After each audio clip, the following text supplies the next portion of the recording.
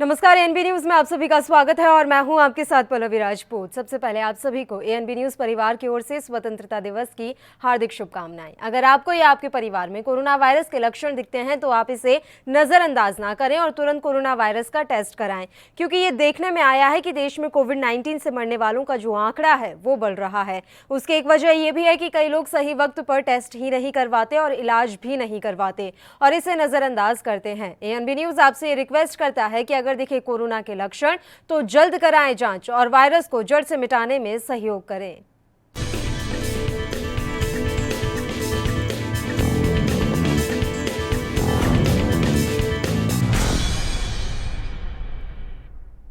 और चलिए बड़ी खबरों का रुख करते हैं। देश के 74वें स्वाधीनता दिवस पर प्रधानमंत्री नरेंद्र मोदी ने लाल किले की प्राचीर से देश को संबोधित किया। शनिवार को उनके संबोधन का मुख्य केंद्र बिंदु आत्मनिर्भर भारत था। उन्होंने लोगों से आह्वान किया कि देश को आत्मनिर्भर बनाने के लिए आगे आएं। प्रधानमंत्री ने जोर देकर कहा कि देश को आत्मनिर्भर बनना ही होगा। अब प्रधानमंत्री के संबोधन पर कांग्रेस ने सवाल उठाए हैं। कांग्रेस प्रवक्ता रणदीप सिंह सुरजेवाला ने कहा कि आत्मनिर्भर भारत की बुनियाद पंडित जवाहरलाल नेहरू, सरदार पटेल और दूसरे स्वतंत्रता सेनानियों ने रखी थी। अब जब हम आत्मनिर्भर भारत की बात करते हैं तो यह सवाल पूछना पड़ेगा कि जो सरकार सार्वजनिक उपक्रमों को बेच दे और रेलवे और हवाई अड्डों का निजीकरण कर रही हो, वो इस देश की आजादी को सुरक्षित रख पाएगी। सुरजेवाला ने सवाल किया कि हर भारतवासी सोच रहा है कि आज आजादी के मायने क्या हैं। क्या हमारी सरकार लोकतंत्र में विश्वास रखती है, जनमत और बहुमत में विश्वास रखती है? इस देश में बोलने, सोचने, कपड़ा पहनने और आजीविका कमाने की आजादी है या कहीं ना कहीं इन पर अंकुश लग गया है?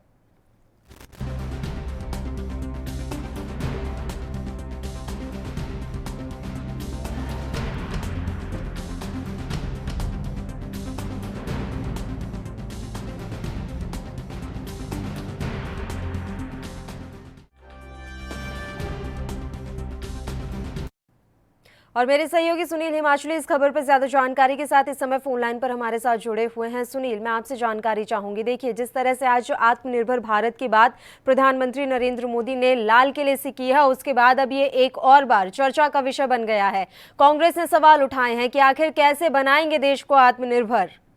देखिए, जिस तरह से आज एक बार फिर प्रधानमंत्री नरेंद्र मोदी ने पल्लवी देश को संबोधित किया 74वें स्वतंत्रता दिवस के मौके पर, वहां पे उनका जो भाषण था वो भी काफी दमदार रहा। विपक्ष ने जिस तरीके से फिर सवाल उठाए, लेकिन एक बात स्वतंत्रता दिवस से पहले और जिस तरीके से कही जा रही थी कि कोरोना महामारी के बीच जो है वो कैसे इस स्वतंत्रता दिवस समारोह को मनाया जाएगा, लेकिन वही जोश वही जुनून लोगों के बीच देखा गया। चाहे बेशक लोग जो हैं वर्तमान में जो है वो कोरोना महामारी के बीच जो सरकार की ओर से नियम बनाए गए हैं, जो सुरक्षा के लिहाज से लोगों को हिदायतें दी गई हैं, तो उनका पालन करते हुए लोगों ने उसी खुशी के साथ घर के अंदर भी जो है प्रधानमंत्री नरेंद्र मोदी का भाषण भी सुना और स्वतंत्रता दिवस जो है पूरे हर्षोल्लास के साथ मनाया। लेकिन विपक्ष ने जो है, कांग्रेस ने मोदी प्रधानमंत्री के भाषण पर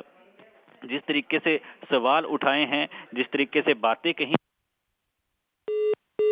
सुनील से हमारा संपर्क टूट गया है, हम फिर से उनसे जुड़ने की कोशिश करेंगे। तो आपको बता दें कि कांग्रेस के राष्ट्रीय प्रवक्ता रणदीप सिंह सुरजेवाला ने एक बार फिर से प्रधानमंत्री पर सवाल उठाए हैं। उन्होंने प्रधानमंत्री के उन तमाम बयानों और भाषणों पर सवाल उठाए जिसमें वो देश को आत्मनिर्भर बनाने की बात पर जोर दे रहे थे।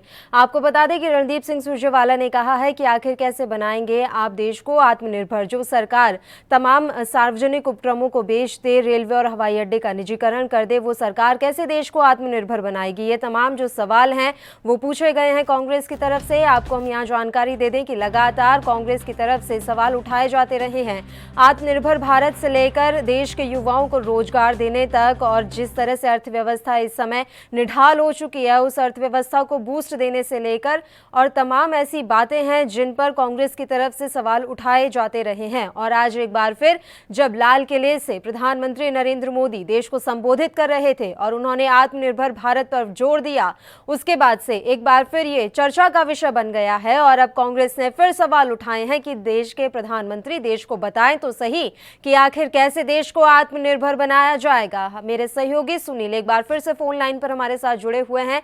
सुनील, अब आप अपनी बात जारी रख सकते हैं। पल्लवी, जिस तरीके से प्रधानमंत्री नरेंद्र मोदी ने आज ओजस्वी और प्रेरणादायक भाषण जो दिया है, उन्होंने बिना नाम लिए पाकिस्तान और चीन को हेकड़ी निकाल दी और सेना के शौर्य को सलाम किया। जो उनके भाषण की अगर मैं महत्वपूर्ण बातें भी देखूं, लेकिन कांग्रेस ने वोट बैंक की राजनीति करने के लिए इसमें जो है वो फिर से बातें कही हैं। जो जिस तरीके से जो है वो नाम आया है कांग्रेस का, और जिस तरीके से जो सवाल इस वक्त राजनीतिक गलियारों में उठ रहे हैं कि स्वतंत्रता दिवस के मौके पर लाल किले की प्राचीर से प्रधानमंत्री नरेंद्र मोदी ने नियंत्रण रेखा यानी एलओसी को लेकर वास्तविक नियंत्रण रेखा एलएसी तक देश की संप्रभुता पर जिस किसी ने भी आंख उठाई तो देश की सेना ने उसका उसी की भाषा में करारा जवाब दिया। इस बयान पर कांग्रेस का कहना है कि प्रधानमंत्री नरेंद्र मोदी ने चीन का नाम नहीं लिया। इस बात को लेकर उन्होंने ये बात कही है। और हैरत की बात यह है कि वास्तविक नियंत्रण रेखा यानी एलएसी चीन से लगती है, और ये बात कांग्रेस को समझ नहीं आती, या इसमें जिस तरीके से पहले वर्तमान में अभी तक राहुल गांधी ने जिस तरीके से सवाल उठाए हैं, एक अच्छे विपक्ष की जिस तरीके से भूमिका निभाई है, और जीएसटी के साथ नोटबंदी के भी बात उन्होंने चीन के मसले के साथ साथ की। जब प्रधानमंत्री और केंद्रीय रक्षा मंत्री लद्दाख लेके दौरे पर जाके आए, जहां पर उन्होंने जवानों से मुलाकात भी की, बात भी की, उसके बाद जो पसीने छूटे थे चाइना के वो सबको पता है। और जिसके बाद राफेल जिस तरीके से आया, उसके बाद भी कांग्रेस ने जो है वो सवाल उठाए, लेकिन प्रधानमंत्री नरेंद्र मोदी ने जो है वो ये बात साफ और स्पष्ट कर दी है कि पाकिस्तान और चीन जैसे धोखेबाजों को जो फटकार लगाते हुए कहा है कि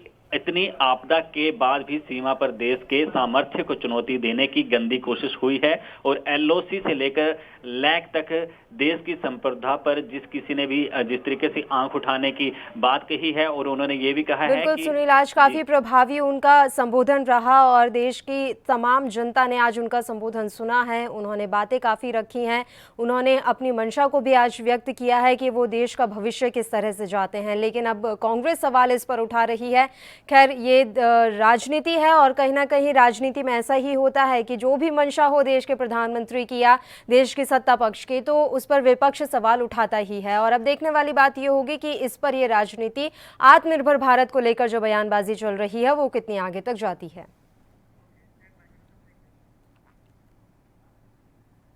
और बुलेटिन में फिलहाल एक छोटे से ब्रेक के लिए हम यहाँ रुक रहे हैं, फौरन हाजिर होंगे।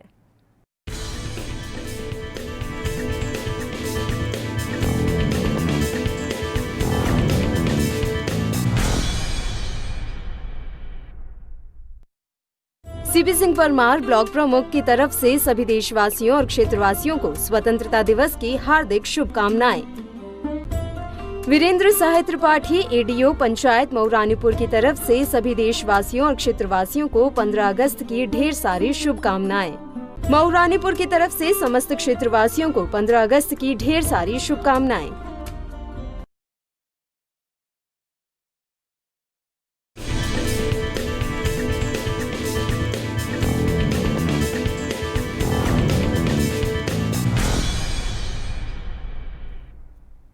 ब्रेक के बाद एक बार फिर से आप सभी का स्वागत करते हैं। रुक करते हैं अगली बड़ी खबर का। बिहार में सियासी उठापटक की संभावनाएं बन रही हैं। लोक जनशक्ति पार्टी ने शुक्रवार को बिहार में नीतीश कुमार के नेतृत्व वाली एनडीए सरकार से अपना समर्थन वापस लेने के संकेत दिए। लोजपा अध्यक्ष चिराग पासवान ने देर रात पूर्व सांसद और जन अधिकार पार्टी के अध्यक्ष पप्पू यादव से मुलाकात की और दोनों ने लगभग 4 घंटे तक आपस में बातचीत भी की है। साथ ही चिराग पासवान ने एक आपात बैठक भी बुलाई थी।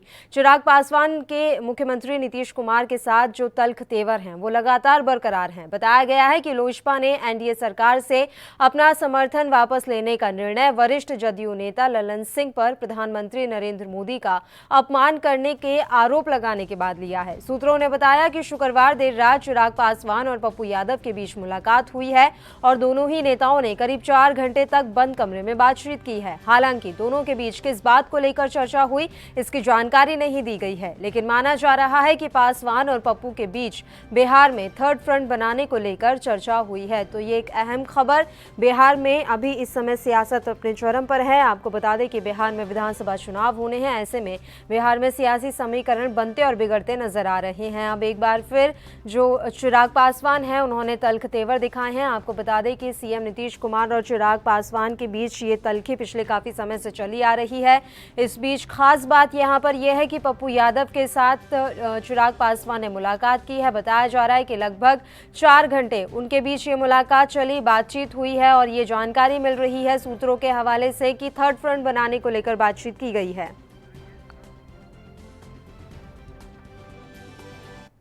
पटना से हमारे संवाददाता राकेश झा इस खबर पर ज्यादा जानकारी के साथ इस समय फोन लाइन पर जुड़े हुए हैं। राकेश, मैं पूरी जानकारी आपसे चाहूंगी। फिलहाल चल क्या रहा है बिहार की सियासत में? चिराग पासवान और पप्पू यादव की मुलाकात क्या दर्शा रही है? देखिए, चिराग पासवान और पप्पू यादव की कल मुलाकात हुई और ये लंबी लगभग 4 घंटे बताई है। इसके सियासी मायने निकाले जा रहे हैं। वैसे चिराग पासवान ने आज अपने पार्टी कार्यकर्ताओं की मीटिंग की है लोजपा के ऑफिस में, जहां उन्होंने ये बताया अपने सभी कार्यकर्ताओं को उत्साहित करते हुए कि अगर कहीं भी सरकार गलत कर रही है, सरकार ने कोरोना या बाढ़ में जो आलस दिखाया, जो अच्छा काम नहीं किया, सरकार की कमजोरियों को उजागर कीजिए और जनता के बीच में जाइए। यह साफ संकेत है कि आने वाले समय में बिहार की राजनीति में बड़े उथल-पुथल होंगे। जी, थर्ड फ्रंट बनने की कोई संभावनाएं नजर आ रही हैं राकेश? क्योंकि सूत्रों के हवाले से यही खबर मिल रही है कि जल्द ही थर्ड फ्रंट बनाया जा सकता है बिहार में। देखिए, अगर ये बनेगा भी तो ये फोर्थ फ्रंट होगा। इससे पहले एक थर्ड फ्रंट जसवंत सिन्हा के नेतृत्व में बिहार के कुछ पूर्व केंद्रीय मंत्रियों ने बनाया है और इसके बाद ये चिराग पासवान के नेतृत्व में अगर कोई फ्रंट बनता तो एक और नया फ्रंट होगा, उधर एनडीए, यूपी, और ये 2 फ्रंट सामने दिख रहे हैं। और संभावना इसकी इसलिए ज्यादा बढ़ गई कि जीतन राम मांझी, सूत्रों से जो जानकारी मिल रही है, वो यू टर्न ले रहे हैं, वो फिर से जदयू में नीतीश कुमार के खेमे में जा रहे हैं। तो जीतन राम मांझी और रामविलास पासवान का वोट बैंक एक है, वो महादलित वोट पर काम करते हैं और ये भी दलित वोट पर काम करते हैं। तो वोट का जो चंक है दोनों का, इसलिए दोनों नेताओं का एक साथ एक फ्रंट में रहकर चुनाव लड़ना कुछ असंभव सा दिखता है। जी बिल्कुल, और ये बात शायद चिराग पासवान खुद भी समझ रहे हैं कि इस तरह की संभावनाएं बन रही हैं, इसलिए उन्होंने वो तल्खी बरकरार रखी है। जी, चिराग पासवान बिल्कुल तल्ख है सरकार के गलत नीतियों का, सरकार की कमजोरियों का। वो जमकर उसके बारे में ट्वीट करते रहे। 5 महीनों के बाद वो यहाँ पर आए हैं। मान की तरफ से कोई कोशिश की जा रही है कि जो ये खाई है इसे पाटा जाए, क्योंकि नुकसान होगा। विधानसभा चुनाव में ज्यादा समय नहीं बचा है, ऐसे में अगर एनडीए टूटता है तो इसका अच्छा खासा नुकसान होगा। देखिए, चिराग पासवान भी अपने आप कुछ कर रहे हो ऐसा दिखता नहीं। चिराग पासवान के पीछे भी कोई बड़ी ताकत खड़ी होगी और ये जो राजनीतिक पंडित हैं बिहार में, वो बता रहे हैं कि चिराग पासवान का बीजेपी से अच्छा संबंध है। हो सकता है कि बीजेपी के सहयोग से ऐसा कुछ हो रहा हो और नीतीश कुमार को साइज में लाने का प्रयास किया जा रहा हो। राजनीति है, कुछ भी संभावनाएं हैं इसमें, संभावनाओं का ये खेल है और इसलिए चिराग पासवान का उपयोग थर्ड फ्रंट के माध्यम से किया जाए, एक फ्रंट बनाकर किया जाए जिसमें जदयू की सीटें कम हो और भाजपा और लोजपा वो फ्रंट मिलकर एक विकल्प दे सकें बिहार में। अगर वाकई में इस तरह की संभावनाएं हैं राकेश, तो देखिए किसके नेतृत्व में, किसके चेहरे पर चुनाव में उतरा जाएगा, क्योंकि यहाँ नीतीश कुमार के अलावा ऐसा कोई मजबूत चेहरा नजर नहीं आता है। चेहरा तो नीतीश कुमार का ही होगा, लेकिन अंत में अगर जदयू नीतीश कुमार के दल की सीटें कम हो जाएंगी तो उस समय पोल की सारी बातें आएंगी। अगर आपका सीट कम है तो आपको सीट कम रहने पर भी हमने 2-3 बार मुख्यमंत्री बनाया है, इस बार आप भाजपा को ये चांस दीजिए। तो नीतीश कुमार के पास कोई ऑप्शन नहीं बच जाएगा, क्योंकि सीटें कम रहेंगी और दूसरे खेमे में वो जा नहीं पाएंगे। तो ऐसी परिस्थिति में नीतीश कुमार या चले जाएंगे। बिल्कुल, और जिस तरह से जो पप्पू यादव के साथ मुलाकात की है चिराग पासवान ने, आज उन्होंने बैठक भी की है, तो इनका क्या मायने निकाले जा सकते हैं? पप्पू यादव के साथ उनकी मुलाकात क्या बता रही है?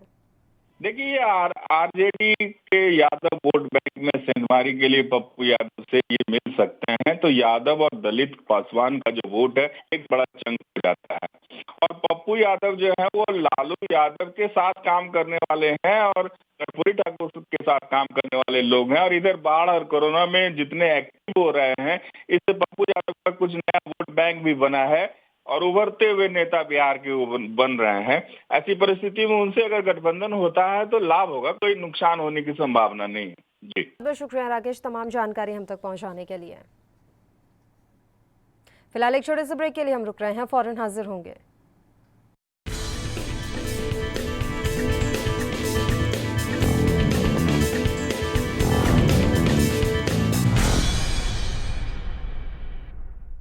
मैं राकेश शर्मा, समाजवादी पार्टी का एक समर्पित कार्यकर्ता।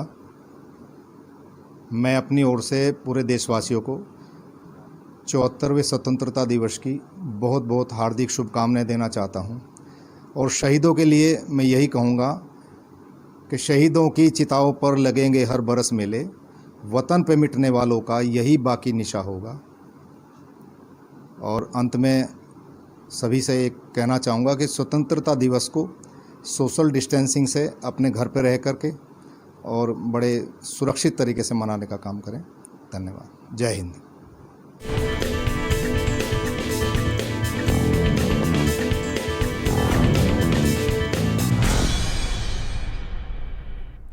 ब्रेक के बाद रुक करते हैं अगली खबर का। देश में कोरोना वायरस का संक्रमण तेजी से फैलता जा रहा है। पिछले 24 घंटे में देश में 65,000 से ज्यादा कोरोना के नए केस सामने आए हैं, जिससे संक्रमितों की संख्या 25 लाख से ज्यादा हो गई है।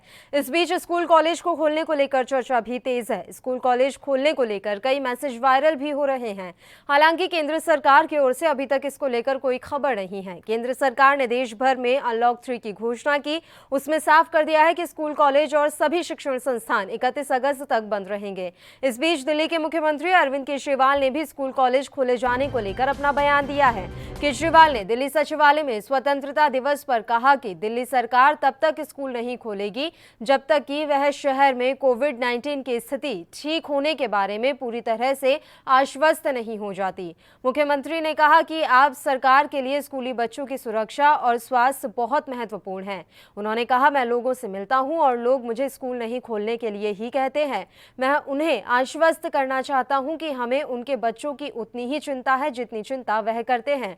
पूरी तरह से आश्वस्त हुए बगैर हम स्कूल नहीं खोलेंगे। तो सीएम केजरीवाल ने यह साफ कर दिया है कि जब तक दिल्ली में कोविड-19 की स्थिति ठीक नहीं हो जाती तब तक दिल्ली में स्कूल कॉलेज नहीं खोले जाएंगे। पहले सरकार पूर्ण रूप से आश्वस्त होगी कि अब स्थितियां ठीक हैं, स्कूल कॉलेज खोले जा सकते हैं, बच्चों को स्कूल बुलाया जा सकता है, या तमाम ऐसे शिक्षण संस्थान हैं जिन्हें खोला जाना जरूरी है उन्हें खोला जा सकता है। लेकिन ये काम तभी होगा जब कोविड-19 से स्थिति काफी बेहतर होगी और सरकार पूरी तरह से आश्वस्त होगी और ये भी आश्वासन मिल जाएगा कि कोरोना संक्रमण फैलने का जो खतरा है वो बेहद ही कम है।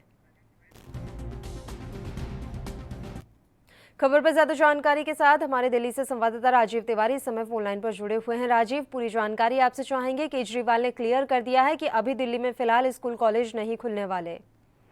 देखिए, बिल्कुल जिस तरीके से अरविंद केजरीवाल ने अब जब स्पष्ट कर दिया है कि स्कूल कॉलेज अभी नहीं खोले जाएंगे, तो कहीं ना कहीं जो आशंका जताई जा रही थी कि स्कूल कॉलेज खोलने की, वो अगर वो उस पर अभी रोक लगा दी गई है, तो कहीं ना कहीं ये जरूर स्पष्ट है कि हाँ, दिल्ली की जो स्थिति कोरोना से बेहतर होती चली जा रही थी उसके अंदर कहीं ना कहीं दोबारा से चढ़ाव आता जा रहा है। यानी कि कह सकते हैं कोरोना पेशेंटों की गिनती लगातार दिन पर दिन दोबारा से बढ़ती चली जा रही है। तो कहीं ना कहीं कोशिश जो थी वो कहीं ना कहीं कारगर जरूर थी, मगर जब जिस तरीके से अब लगातार अनलॉक 3 चल रहा है और लगातार लोग बाग बाहर निकल रहे हैं और दिल्ली के बाहर से भी लोग बाग दिल्ली के अंदर आ रहे हैं, तो कहीं ना कहीं स्थिति थोड़ी सी बिगड़ती चली जा रही है। तो कहीं ना कहीं उसको कंट्रोल करने के लिए कोशिशें की जा रही हैं। अस्पतालों के अंदर बेड और ज्यादा बढ़ाए जा रहे हैं, यहाँ तक कि जो टेस्टिंग की प्रक्रिया है वो भी बढ़ा दी गई है। तो कहीं ना कहीं कोशिश तो है, मगर कहीं ना कहीं ग्राउंड लेवल की बात करें, ग्राउंड लेवल पे जनता भी जब तक सरकार का साथ नहीं देगी तो कहीं ना कहीं विफल साबित हो जाएंगे। मगर जनता कहीं ना कहीं अभी अनदेखी कर रही है और लगातार बाहर निकल रही है और सोशल डिस्टेंसिंग का पालन नहीं कर रही है, क्योंकि हमने बाजारों के अंदर भी यही देखा है कि लगातार जनता बाहर निकल रही है और सोशल डिस्टेंसिंग का पालन तो शायद करना ही भूल ही गई है। तो कहीं ना कहीं दिक्कतें यही है, जब तक इस तरीके की पालन नहीं किया जाए, गाइडलाइन का पालन नहीं किया जाएगा और सैनिटाइजर वगैरह का यूज नहीं किया जाएगा, तो कहीं ना कहीं स्थिति और ज्यादा बिगड़ सकती है। जी बिल्कुल राजीव, और जिस तरह के हालात बने हुए हैं, लग नहीं रहा है कि हाल फिलहाल में स्कूल कॉलेज खोले जाएंगे। बात केंद्र सरकार की कर ले, अनलॉक 3 में गाइडलाइन जारी की गई थी कि तमाम शिक्षण संस्थान जो है 31 अगस्त तक बंद रहेंगे। देश में जिस तरह से कोरोना का संक्रमण बढ़ रहा है, लग रहा है कि ये जो फैसला है उसे आगे बढ़ा दिया जाएगा। देखिए, बिल्कुल सही कहा आपने। जो पहले राज्य सरकार और केंद्र सरकार की जो रणनीति थी वो लगभग यही थी कि 31 अगस्त तक स्कूल कॉलेज खोल दिए जाएंगे, मगर जब स्थिति और ज्यादा डरावनी होती चली जा रही है और जो हम दिल्ली की छोड़ के और राज्यों की बात करें तो कहीं ना कहीं स्थिति और ज्यादा बिगड़ रही है। मगर दिल्ली की जो स्थिति पहले सुधार हो रहा था, मगर उसमें भी अब कह सकते हैं काफी चढ़ाव होता चला जा रहा है, यानी कि कोरोना पेशेंटों की गिनती बढ़ती चली जा रही है। तो लगता नहीं है अभी दोनों ही सरकारें मिलकर स्कूल कॉलेज खोलने के लिए आगे सोचेंगे। मगर हाँ, ये जरूर है अभी लगभग 1 महीने के लिए और ज्यादा बढ़ा दिया जाएगा ताकि स्कूल कॉलेज अभी नए खोले जाए। मगर हाँ, बच्चों के लिए अभी चिंता की विषय है, क्योंकि उनके परिजन भी शायद इस परिस्थिति को देखते हुए शायद स्कूल कॉलेज खुल भी जाए तो वो बच्चों को नहीं भेजेंगे स्कूल कॉलेज के अंदर। मगर कहीं ना कहीं सरकार और परिजन दोनों ही इस चीज पर जागरूक है, मगर कहीं ना कहीं जो सोशल डिस्टेंसिंग का पालन नहीं किया जा रहा था, कहीं ना कहीं सरकार को चाहिए थोड़े से कड़े कदम उठाएं, जबकि पुलिस विभाग को थोड़े से सख्ती से पालन करवाने के लिए बाजारों के अंदर तैनात किए जाए, ताकि इस तरीके की जो परिस्थिति बन रही है इसके अंदर कहीं ना कहीं कंट्रोल लगाया जा सके। जी बिल्कुल, बहुत बहुत शुक्रिया राजीव, तमाम जानकारी हम तक पहुंचाने के लिए। तो दिल्ली सचिवालय में दिल्ली के मुख्यमंत्री केजरीवाल ने ये जानकारी दी है कि अभी स्कूल कॉलेज नहीं खोले जाएंगे। कोरोना की स्थिति पर जब तक पूरी तरह से आश्वस्त नहीं हो जाती दिल्ली की केजरीवाल सरकार, उससे पहले कोई भी शिक्षण संस्थान नहीं खोला जाएगा। उत्तर प्रदेश की राजधानी लखनऊ से एक बिल्डर का कारनामा सामने आया है, जहां सैकड़ों लोगों ने शहीद पथ स्थित एमआई टावर में हंगामा किया। सोसाइटी में रहने वाले लोगों का आरोप है कि बिल्डर ने उन्हें ठगा है, जहां निःशुल्क सुविधा देने के नाम पर बिल्डर ने अब वसूली करना शुरू कर दिया है। प्राइवेट क्लब को कमर्शियल कर दिया है। लोगों का कहना है कि फ्लैट बेचकर लोगों को ठगने का काम ये बिल्डर करता है, जिसको लेकर सोसाइटी के लोगों ने इस पूरी सोसाइटी का घेराव किया है, टावर का घेराव किया और लगातार नारेबाजी की है। आपको बता दें कि निःशुल्क सुविधा देने के नाम पर अब बिल्डर के द्वारा ठगी जो है शुरू कर दी गई है, और इसी के विरोध में आज इस सोसाइटी में जो लोग रहते हैं उन्होंने इस टावर को घेरा और नारेबाजी की है। जैसा कि आप तस्वीरों में भी देख सकते हैं कि सोसाइटी के रहने वाले लोगों के द्वारा आज विरोध प्रदर्शन किया गया। स्वतंत्रता दिवस के मौके पर इन बिल्डर्स पे इन लोगों ने आरोप लगाया है कि निःशुल्क सुविधा देने के नाम पर अब वसूली करना शुरू कर दिया गया है। अलग अलग काम के नाम पर ये अवैध वसूली कर रहा है बिल्डर, और तमाम ऐसी बातें उन्होंने सामने रखी हैं, जहां बिल्डर की इस तरह का जो ये कारनामा है वो सामने आया है, बिल्डर की गलती भी सामने आई है। और वहीं हम आपको बता दें कि आज स्वतंत्रता दिवस है। स्वतंत्रता दिवस के मौके पर जहां पूरा देश जश्न में डूबा हुआ था, वहीं जो इस सोसाइटी के लोग हैं वो सोसाइटी का घेराव करने पहुंचे थे। बिल्डर का ये कारनामा, जैसा कि आप तस्वीरों में भी देख सकते हैं, मास्क पहने हुए लोग इस सोसाइटी का घेराव करने पहुंचे। बिल्डर को बाहर निकलने के लिए कहा गया। साथ ही तमाम जो इन लोगों की परेशानियां हैं वो मीडिया के सामने रखी गई है। गस्टो नाम है इस बिल्डिंग का, जिसका आज घेराव किया है। स्थानीय लोगों ने ही घेराव किया और जो लोग इस बिल्डिंग में रहते हैं उन्होंने घेराव किया है। अपनी असुविधा जो इन्हें हो रही है, अपनी समस्याएं इन्होंने रखी हैं मीडिया के सामने। बिल्डर पर तमाम आरोप लगाए हैं। उन्होंने कहा है कि बिल्डर अब अवैध वसूली हम लोगों से कर रहा है, पैसे ऐंठे जा रहे हैं हमसे, ये आरोप लगाया है यहाँ सोसाइटी में रहने वाले लोगों ने। निःशुल्क सुविधा के नाम पर जब फ्लैट बेचा गया था तो अब उस सुविधा के नाम पर ही पैसे क्यों लिए जा रहे हैं, ये सवाल किया है इस सोसाइटी के लोगों ने।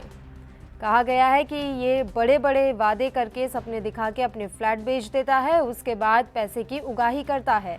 निःशुल्क सुविधा देने के नाम पर फ्लैट दिया गया था, तमाम ऐसी इसमें सुविधाएं थी जो निःशुल्क बताई गई थी, लेकिन अब उन्हीं सुविधाओं के नाम पर पैसे लिए जा रहे हैं, ठगी की जा रही है, ये आरोप लगाया है सोसाइटी के लोगों ने।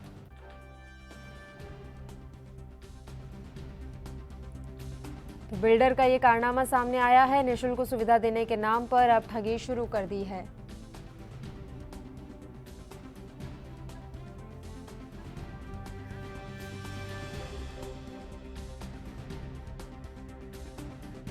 उत्तर प्रदेश की राजधानी लखनऊ से आप तक पहुंचा रहे हैं, जहां एक बिल्डर का अजीबोगरीब कारनामा सामने आया है। पहले फ्लैट बेचा गया, अब उस फ्लैट में रहने वाले लोग ही बिल्डर के खिलाफ सड़कों पर उतर आए हैं। लोगों का ये कहना है कि फ्लैट में कई ऐसी सुविधाएं थी जो निःशुल्क दी गई थी, लेकिन अब उन सुविधाओं के नाम पर पैसे वसूले जा रहे हैं। खबर पर ज्यादा जानकारी के साथ हमारे संवाददाता पुनीत मोहन इस समय फोन लाइन पर जुड़े हुए हैं। पुनीत, पूरी जानकारी हम आपसे चाहेंगे। ये एमआई टावर में रहने वाले लोगों ने आज आखिर क्यों विरोध प्रदर्शन किया है? देखिए, सीधे तौर पर उत्तर प्रदेश की राजधानी लखनऊ के बड़े बिल्डरों में शुमार है एमआई बिल्डर, और इनका एक नया कारनामा सामने आया है। शहीद पथ के पास में इनका एमआई टावर है, एक सोसाइटी है जिसमें सैकड़ों परिवार रहते हैं, और सीधे तौर पर इनका आरोप है कि बिल्डर ने इनको हसीन सपने दिखा करके ठगा है। कई ऐसे सुविधाएं थी, चाहे वो मेंटेनेंस की बात हो कि इतने वर्ष तक नहीं ली जाएगी, या प्राइवेट क्लब की बात हो, सीधे तौर पर कई इनको सपने दिखाए गए थे। लेकिन अब जो सुविधाएं निःशुल्क बताई गई थी उसका शुल्क लिया जा रहा है, वो भी जबरन वसूला जा रहा है, और प्राइवेट क्लब जो था, जो सोसाइटी के लोगों के लिए बना था, उसको कॉमर्शियल कर दिया गया है, और सीधे तौर पर वहां पर बिल्डर अपनी मनमानी कर रहा है। उस क्लब में पार्टियां वगैरह अरेंज होती है जिसका पैसा वो लेता है, और कहीं ना कहीं इससे लोगों को दिक्कत का सामना हो रहा है। कहीं और जो फ्लैट बेचकर लोगों को पूरी तरीके से ठगने का ये काम करता है एमआई बिल्डर। कई बार इसकी शिकायत हुई है, और कई बार लोग जो है सामने आए हैं, लेकिन पैसे और रसूख के दम पर कहीं ना कहीं इन पर कार्यवाही नहीं होती है। एमआई गेस्टो टावर को आज कुछ लोगों ने घेर लिया और काफी हंगामा किया, और साफ तौर पर उनका आरोप था कि उनको ठगा गया है। एमआई बिल्डर लगातार उनको ठगने का काम कर रहा है। जी, और अब लोगों को जिस तरह से परेशानियां हो रही हैं, क्या उन्होंने कहीं एफआईआर वगैरह दर्ज करवाई है? देखिए, सीधे तौर पर लोगों ने अपनी शिकायतें रखने के लिए पहले तो जो बिल्डर से मिलने के प्रयास किए, लेकिन जब प्रयास सफल नहीं हुए हैं तो सीधे तौर पर उन्होंने लिखित शिकायत भी करी है। इससे पहले भी आपको बता दूं कि उनकी शिकायत हुई है। कई बार ऐसे मामले आए हैं जहां पर एमआई बिल्डर की इन हरकतों का लोगों ने विरोध किया है, लेकिन पैसे और रसूख के दम पर कहीं ना कहीं सीधे तौर पर ये बच निकलते हैं, और जिस तरीके का काम कर रहे हैं, लोगों को हसीन सपने दिखा करके ठगने का काम कर रहे हैं, उसको लेकर के लोगों में खासा आक्रोश है। क्योंकि अपने जीवन भर की कमाई लगा करके आदमी मकान लेता है, और उसके बाद इस तरीके से ये लोग धोखेबाजी करते हैं, जिससे कहीं ना कहीं जो फ्लैट खरीदने वाले हैं वो अपने को ठगा महसूस करते हैं। जी बिल्कुल पुनीत, आखिरी जानकारी हम आपसे चाहेंगे कि कितने में ये फ्लैट बेचता है, और अब जो लोगों से ठगी की जा रही है, किस सुविधा के नाम पर ये ठगी हो रही है, और अब लोगों का क्या कहना है? अगर उनकी मांगे नहीं मानी गई या फिर उनकी समस्याओं को नहीं सुना गया, तो वो आगे क्या कदम उठाएंगे? देखिए, जिस तरीके का आज हंगामा हुआ है, और सीधे तौर पर एमआई बिल्डर ने करोड़ों रुपए की ठगी करी है। कई बार इसके ऐसे मामले सामने आए हैं कि पहले तो लोगों से पैसा ले लिया था, समय पर फ्लैट नहीं दिए, और उसके बाद उनको गुमराह किया, फिर दिया तो कई निःशुल्क सुविधाएं बताई, और बाद में उसमें भी गुमराह कर देते। तमाम ऐसी शिकायतें हैं, और सीधे तौर पर आज जो हंगामा हुआ उसमें पुरुषों के साथ साथ महिलाएं भी थी, और महिलाओं की सुरक्षा के साथ भी एमआई बिल्डर खिलवाड़ कर रहा है, क्योंकि यहाँ पर गार्डों की निःशुल्क गार्ड की व्यवस्था की बात हुई थी, लेकिन ऐसा कुछ भी नहीं है, और लोग कहीं ना कहीं अपने को ठगा महसूस कर रहे हैं। और लोगों का साफ तौर पर कहना है कि अगर उनकी समस्या का समाधान नहीं हुआ तो वो आगे कानूनी कदम उठाएंगे। जी, बहुत बहुत शुक्रिया पुनीत, तमाम जानकारी हम तक पहुंचाने के लिए। तो उत्तर प्रदेश की राजधानी लखनऊ में एमआई बिल्डर का एक नया कारनामा सामने आया है। जैसा कि हर बार उन पर आरोप लगते रहे हैं कि वो ठगी करने का काम करते हैं, और आज एक बार फिर इन्हीं आरोपों के साथ कुछ सोसाइटी के लोगों ने उनकी बिल्डिंग का घेराव किया और उनसे मिलने की मांग की। हालांकि वो मिल नहीं पाए, तो उसके बाद लिखित में शिकायत इन लोगों के द्वारा दर्ज कराई गई है। बड़ी खबरों में फिलहाल के लिए इतना ही। मुझे दीजिए इजाजत। देश प्रदेश की तमाम ताज़ा और अहम खबरों के लिए आप देखते रहिए ANB न्यूज़। नमस्कार।